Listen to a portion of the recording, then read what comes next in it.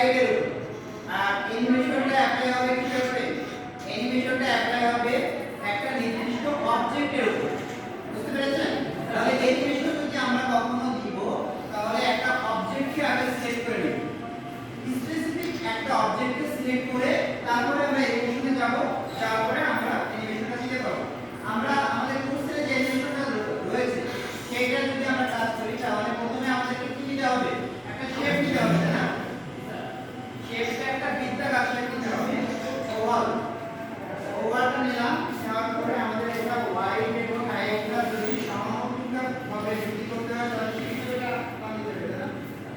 Select by ওভালটা select করলাম, shape শেপে আচ্ছা। এখন এইটাকে আমরা শেপ ফিলে দিয়ে কি করব? নো ফিল করে দেব এবং শেপ আউটলাইনটা হোয়াইটটা একটু বৃদ্ধি করে দেব। আচ্ছা, তারপরে আচ্ছা তারপরে আমরা আমাদের ওইখানে যে কোর্সেনে রয়েছে এই সিম্বলটা, তাই না? এই সিম্বলটা আমরা এখানে নিলাম, নেওয়ার পরে আমরা কি করব?